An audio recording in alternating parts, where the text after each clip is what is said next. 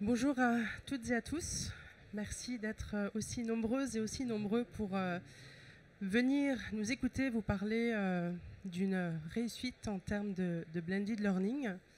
Je m'appelle Fadila Arar, je suis Sales Manager chez ETS Global et j'ai le plaisir d'être accompagnée par Marie-Caroline Missire, qui est directrice du développement chez DigiSchool. Dans notre vie d'organisme de certification, nous échangeons énormément avec nos partenaires, centres de formation, écoles, institutions académiques. Et nous avons généralement des retours tels que nos étudiants doivent passer le test TOEIC Listening and Reading. Nous, professeurs, nous, formateurs, n'avons pas toujours le temps de faire uniquement du bachotage, car les étudiants ont besoin de se préparer au format du test.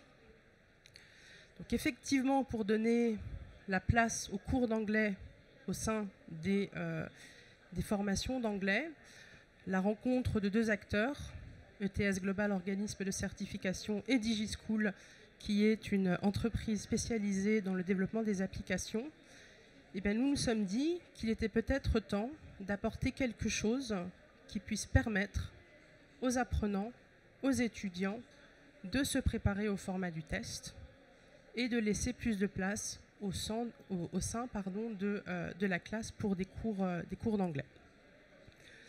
Donc voilà, on s'est dit que nous étions en capacité, nous, ETS Global, de fournir du contenu officiel et d'utiliser le savoir-faire de DigiSchool dans le domaine du développement des applis.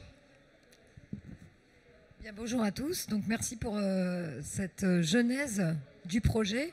Ce qui est intéressant dans cet exemple, en fait, c'est qu'on voit bien que des acteurs qui, au départ, ne partagent pas de relations évidentes, réussissent à se rapprocher en unissant leur savoir-faire et leur force. Chacun restant bien dans sa partie. C'est ce qu'on a envie de vous montrer. DigiSchool, je le rappelle rapidement, on est une plateforme pour les jeunes. On fait des applications pour les aider à réviser leurs examens, à s'orienter, etc. Et en fait, on a un modèle média. C'est-à-dire qu'on a une très grosse audience chez les jeunes, sur nos sites gratuits. Et quand je dis modèle média, c'est-à-dire que nous monétisons cette audience, qui est près de 4 millions de visiteurs uniques par mois, auprès d'établissements d'enseignement supérieur, par exemple, qui veulent communiquer sur leur offre de formation. Donc en fait, ce qui est intéressant, c'est qu'on avait les mêmes clients. Et par ailleurs, ce modèle média, c'est ce qui nous liait aussi jusqu'ici. C'est-à-dire que TS achetait des campagnes médias chez DigiSchool pour informer sur son test. Et on s'est dit, à partir d'un modèle économique basique, le modèle média, est-ce qu'il n'y a pas quelque chose à enrichir, c'est-à-dire construire une application ensemble, en unissant nos savoir-faire, et du coup basculer dans un nouveau modèle qui nous enrichit l'un et l'autre. Je parle juste en termes pour DigiSchool, alors que nous étions jusque-là tournés vers les jeunes et les étudiants, cette alliance avec ETS nous permet aussi d'aller plus loin et d'arriver sur la formation tout au long de la vie, puisque le test TOEIC intéresse indifféremment les étudiants et les salariés qui veulent muscler leurs compétences en langue. Donc c'est un exemple, mais ça montre que voilà, marcher à deux, alors que rien ne nous prédisposait à cette alliance, ça nous a permis d'aller plus loin et d'être plus ambitieux pour notre modèle. Alors, juste un mot sur pourquoi ETS aussi, et les conditions clés de succès, puisque c'est le thème de la conférence. Je pense que pour un acteur du mobile, avec une forte expertise technologique comme DigiSchool, ce qui est très important, c'est de viser la qualité la plus importante.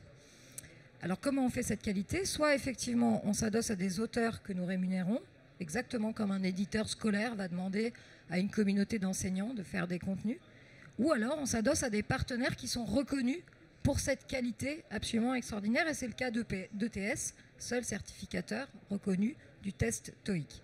Et en s'adossant à eux, qu'est-ce que ça veut dire concrètement? Ça veut dire qu'ils avaient des contenus, ils avaient des sites, et ça faisait quand même longtemps que vous étiez passé au numérique. Mais ce qu'on apporte, nous, c'est l'appli mobile qui permet de se préparer au test. Et je donne juste quelques exemples de ce parcours utilisateur qu'on a soigné, puisque c'est un peu notre savoir-faire ensemble. On va leur permettre, par exemple, de se mettre en condition réelle de passage du test, avec 2 tests blancs qui vont pouvoir passer. Deuxième exemple, c'est ce qu'on appelle l'ancrage mémoriel. Comment on fait pour apprendre? En gros, ça veut dire ça, l'ancrage mémoriel. Eh bien, on a développé des séries de quiz très poussées, illustrées, en faisant appel à la fois à la mémorisation et au visuel, à la mémorisation visuelle, avec des photographies, des vidéos, etc. Des quiz qui vont vous permettre de répéter, de suivre cet entraînement sur un outil que j'ai entre les mains, qu'on utilise tous les jours et très facilement.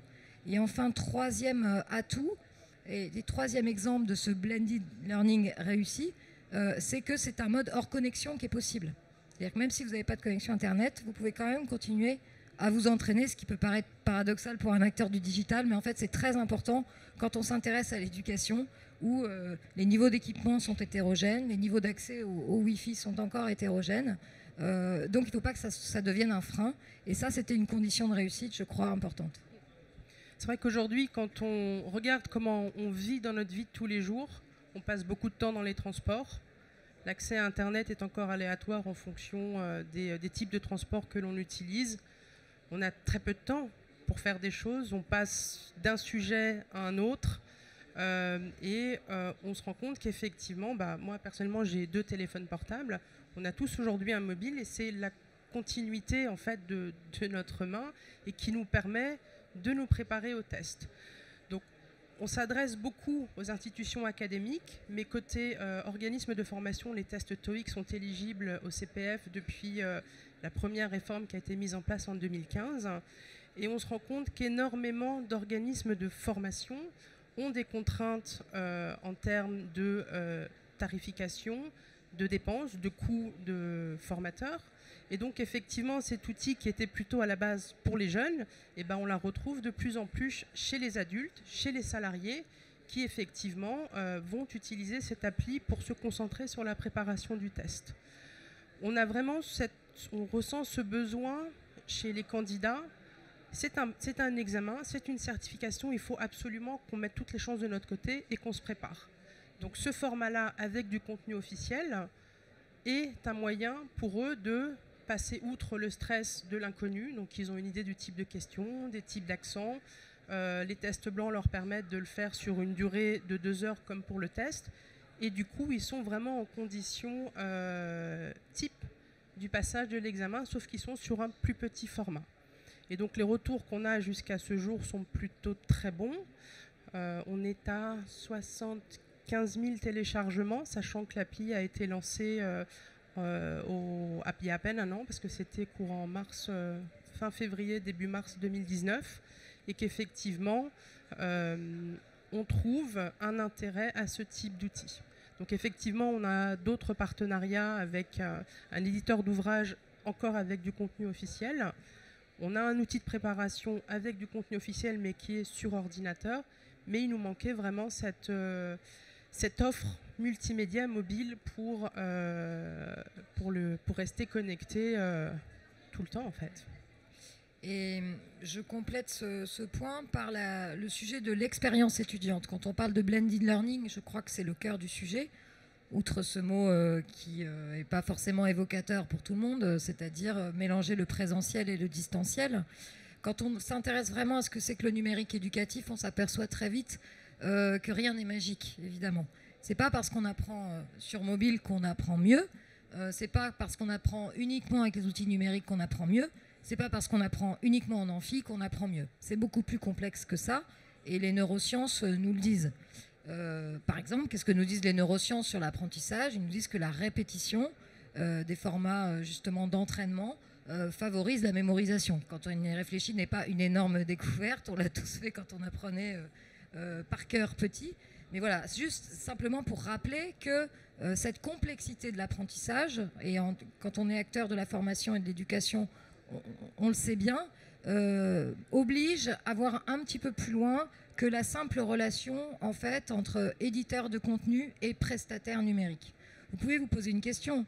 Pourquoi finalement ETS n'a pas tout simplement dit attendez, nous on veut notre appli en marque blanche, vous êtes prestataire, on aurait pu faire ça aussi, c'est des choses qu'on sait faire et qu'on peut faire. Non, je crois que l'intérêt c'était de partager cet objectif commun de faire la preuve que ces deux marques, ces deux ancrages, ces deux rayonnements différents pouvaient se compléter et enrichir l'expérience de l'étudiant qui va naviguer entre entraînement hors de la classe, hors du campus, et puis reprise dans un autre contexte, en présentiel, en se projetant finalement dans ce moment du test. Et cette capacité à se projeter, de vivre le test en conditions réelles, c'est très important pour être en conditions de réussite. Et c'est un exemple de ce que peut apporter le numérique, tout en étant très prudent et en disant c'est pas parce qu'on a fait tout un apprentissage sur le numérique que c'est une condition de réussite à 100%. Bien sûr que non. C'est une composante de la formation et de ce que vous, centre de formation, apportez grâce à vos formateurs. Et on a beaucoup d'étudiants en face de nous et on leur dit mais c'est bien d'avoir tous les bouquins, c'est bien d'avoir toutes les applis et tous les outils en ligne, mais le rôle de votre professeur ou de votre formateur est de vous accompagner. Si jamais vous butez sur certains points, sur certaines notions, allez voir les formateurs. Eux sont les mieux placés pour pouvoir justement vous guider, vous conseiller et vous faire travailler des points spécifiques. On a eu des retours sur l'appli et il manquait cette notion justement de feedback. On est en train de travailler pour intégrer du contenu sur l'explication des réponses, des bonnes réponses, les mauvaises réponses. Et ça permettra également aussi aux apprenants de revenir vers leur formateur et de pouvoir demander un cours ou des explications supplémentaires là-dessus. Mais effectivement, à partir du moment où on fait de la formation, on a un humain en face de soi qui peut utiliser différents outils, mais il ne faut pas négliger son retour et aussi s'adapter aux besoins de l'apprenant. Donc tout ça, ça amène évidemment une réflexion sur la personnalisation de cette expérience sur mobile. Et c'est ça qu'on a fait dans la V1 et qu'on va pousser dans la V2 qui va sortir dans quelques temps. Personnalisation, pourquoi ? Parce qu'on peut, par exemple, simuler son score, avoir des données sur ces éléments de progression. Et c'est ce que tu disais, Fadila, c'est-à-dire pouvoir mesurer sa progression, où on est de son parcours d'apprentissage, etc. Voilà un autre exemple de ce que peut permettre le numérique en complément d'un apprentissage plus traditionnel. Donc personnalisation, qualité, mode de mémorisation un petit peu différent, diversification de l'expérience étudiante, c'est un peu tout ça qu'on a voulu explorer ensemble. Alors bien sûr, ce n'est pas terminé, mais je crois que voilà, c'est un exemple assez réussi. Alors pour être complètement transparent, c'est vrai que TS, énorme entreprise, DigiSchool, on est 70. Il y avait aussi cette question de taille dans la contractualisation, par exemple. J'en parle librement, mais c'est vrai que c'est des choses qu'il faut prendre en compte. Quand on est un acteur du numérique ou de la tech, être en capacité d'aller vite avec un acteur qui est beaucoup plus gros, donc qui peut être perçu comme plus lent, plus procédurier, non, en fait c'était une projection parce qu'on est quand même allé très vite, tout simplement parce qu'on partageait un objectif assez clair et assez simple. Et ça nous a permis de lever pas mal d'obstacles d'ordre juridique et administratif qu'on pourrait imaginer dans ce genre de rapprochement entre une entreprise internationale et une PME française avec une taille beaucoup plus réduite. Voilà. Oui, 75 000 téléchargements, voilà, c'est un chiffre qui donne la mesure au bout d'un an de ce qu'on fait. Et puis une V2 en route parce que intégrer rapidement les retours des étudiants et des apprenants, c'est aussi un des objectifs pour pouvoir avoir une version un petit peu plus poussée et puis amener, pourquoi pas, de nouveaux usages. C'est à vous maintenant. Je vous en prie. Pouvez-vous vous présenter ? Alors bonjour, moi je m'appelle Pamela, je suis étudiante, je prépare un MBA, je viens de finir mon stage dans la formation et justement je prépare une thèse de recherche sur le blended learning, je travaille sur un projet pilote. Pour l'instant on fait que de la présentielle et on aimerait bien se développer pour avoir justement ce blended. Est-ce que d'après vous il y a des freins par rapport à l'implémentation d'un dispositif blended ? Des freins par exemple techniques, pédagogiques, organisationnels ? Des fois, ça peut être la réticence. Un technique, effectivement, il faut, je pense, un minimum soit de budget ou d'ouverture à la technologie. Ça paraît absurde d'en parler, mais il y a des gens qui ne se sentent pas à l'aise avec des ordinateurs, des téléphones portables, des tablettes ou des outils en ligne. Après, il y a aussi toute la réflexion pédagogique, c'est-à-dire que, comme disait Marie-Caroline, il faut que le numérique vienne s'intégrer dans un parcours de formation. Donc c'est important de travailler avec la personne en charge de la pédagogie, avec les formateurs, pour que ce soit une histoire bien rodée et qui soit fluide. Et puis après, il faut aussi pouvoir convaincre l'apprenant du bienfait de ce que ça peut apporter en supplément à une formation en présentiel. Et il y a un moment, il faut obligatoirement du contrôle, donc la confiance n'exclut pas le contrôle, mais il faut pouvoir aussi avoir un suivi de ce que va faire l'apprenant sur du numérique parce qu'il ne sera pas forcément en cours. Il faut aussi, je pense, avoir une ouverture d'esprit, c'est-à-dire que ce n'est pas parce qu'on travaille sur son téléphone dans le bus qu'on ne travaille pas ou qu'on n'apprend pas. Donc il y a peut-être des modifications ou des changements ou des approches différentes qu'il faut avoir, mais je pense que quand on regarde la présence des exposants ici, il y a de quoi faire, il suffit juste de trouver sa propre manière de l'intégrer à son parcours en présentiel. Et je complète la réponse de notre côté. Je crois que c'est la qualité des contenus, ça je l'ai dit, c'est très important. Disons que l'apprentissage sur mobile exige encore plus de qualité de contenu et leur scénarisation. C'est-à-dire il peut nous arriver de travailler avec des éditeurs, parce qu'on travaille avec pas mal d'éditeurs, qui peuvent nous envoyer des contenus absolument remarquables, mais qui sont intraduisibles sur le format mobile, soit trop long, soit trop complexe. Donc tout ça oblige à penser en fait différemment l'ergonomie de présentation de ces contenus, donc ce qu'on appelle le parcours utilisateur ou l'UX. Donc ça oblige à faire rentrer ces formats qu'on avait accessibles sous format papier ou sous format sur un support numérique classique dans cette expérience sur mobile, et c'est un métier très spécifique. Et ça suppose des moyens parce qu'on a quand même 40 développeurs. C'est pas des petits projets. Ils sont menés vite, certainement, mais le nombre de développeurs explique aussi la rapidité d'exécution. Vous avez une question, madame ? Non, c'était en effet sur la différence entre un contenu sur mobile et un contenu sur ordinateur. En fait, vous avez un peu répondu. Donc, en général, ce sont des contenus qui sont plus courts, c'est ça ? Et si vous pouvez dire les grandes différences. Alors, je vais entre un contenu sur mobile, je crois que ça oblige à penser immédiatement la question de l'impact et de l'usage, en fait. Parce que le temps d'attention est moindre, les sollicitations sont multiples. Donc, si je schématise, c'est ce qu'on voit très bien dans l'univers des médias. Je suis une ancienne journaliste, donc je sais très bien ce qui s'est passé. C'est-à-dire que quand on a commencé à mettre des articles en ligne, on s'est dit, même taille d'article, bien sûr. Il n'y a pas de question de calibrage. Puis on s'est aperçu que les temps de lecture étaient moins importants. Sur mobile, cette exigence, elle est poussée à l'extrême.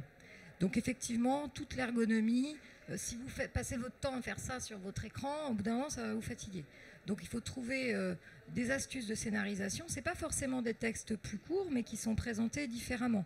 Donc la question des visuels, la question de pouvoir passer d'une vidéo à un texte, à un quiz, etc. Donc une facilité d'utilisation qui soit très grande. Et ce n'est pas parce que c'est facile d'utilisation que c'est facile à concevoir. Mais si vous téléchargez nos applis, vous verrez que ça a l'air assez simple comme ça, de présentation. Et d'autant plus quand on s'adresse aux jeunes et aux étudiants, qu'il faut arriver à retenir dans leurs usages ce qui est pas facile. Donc je pourrais en parler longtemps, mais je vous donne juste un exemple d'élément de réponse qui vous fait comprendre un peu la mécanique. D'autres questions ? Peut-être des témoignages de ce que vous auriez mis en place dans vos OF en termes de blended learning ?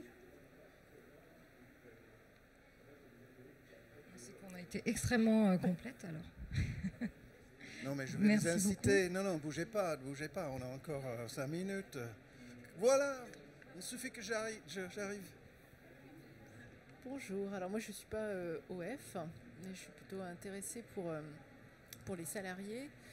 Est-ce que vous avez un rythme dans le blended à recommander entre la période de e-learning et les périodes en présentiel et les durées, enfin les formats